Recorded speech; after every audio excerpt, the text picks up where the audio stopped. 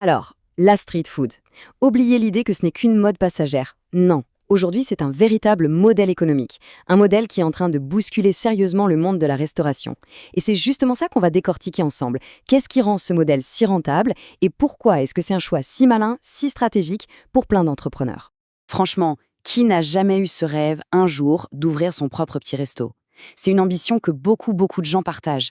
Le problème, c'est que la réalité financière, elle, est souvent beaucoup moins glamour. Et c'est là qu'est tout le dilemme. D'un côté, il y a la passion pour la cuisine, et de l'autre, des contraintes économiques qui peuvent être vraiment lourdes. Et là, quand on compare, la différence est juste énorme. D'un côté, on a le restaurant classique, le modèle traditionnel. Ça veut dire quoi? Des investissements colossaux, une structure hyper rigide.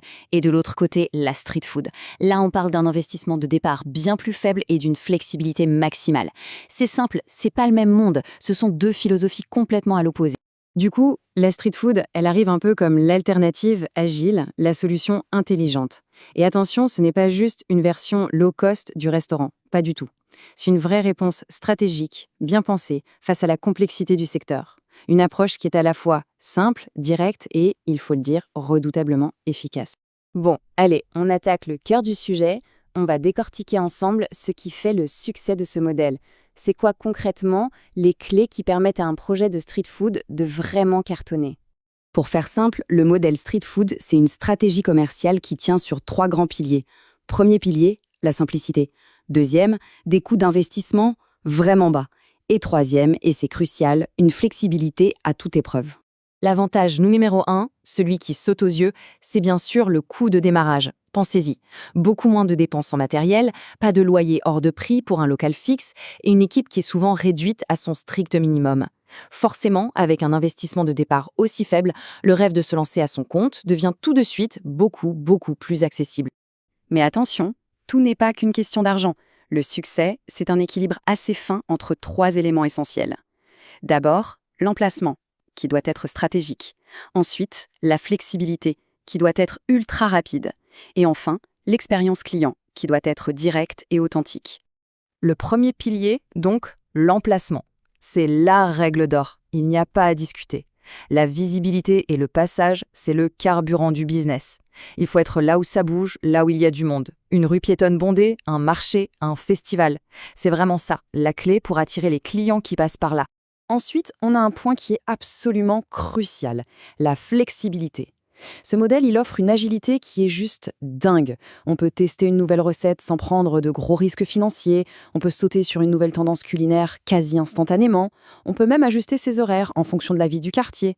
Essayez de faire ça avec un restaurant classique, c'est juste impossible. Et pour finir, le troisième pilier, l'expérience client. Ce contact direct, la petite discussion en attendant sa commande, tout ça, ça crée un lien vraiment unique, une ambiance super conviviale. Et c'est cette authenticité qui fait toute la différence. C'est ce qui transforme un simple client de passage en un habitué et qui lance la meilleure pub du monde, le bon vieux bouche à oreille. Mais attention, hein, ce serait trop beau si tout était aussi simple. Pour que l'analyse soit complète, il faut aussi parler des choses qui fâchent, les défis. Parce que oui, il y a des pièges, et des pièges qui peuvent très vite faire couler un projet de street food. Alors concrètement, c'est quoi ces risques? C'est important d'en parler parce que bien les connaître, c'est déjà la première étape pour pouvoir les éviter et s'assurer que le projet tienne la route. Alors, regardons les erreurs les plus classiques. D'abord, ignorer les règles locales, la réglementation. Ça peut coûter très cher en amende et ça peut même aller jusqu'à la fermeture administrative.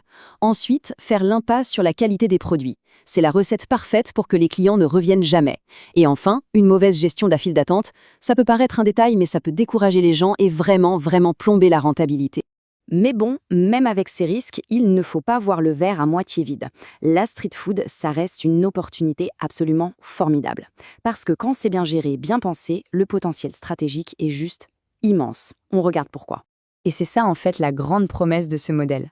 Il fonctionne un peu comme un laboratoire. C'est parfait pour tester de nouvelles idées, de nouveaux concepts, et en même temps, c'est un moyen super efficace de commencer à gagner de l'argent rapidement, sans attendre des mois, voire des années.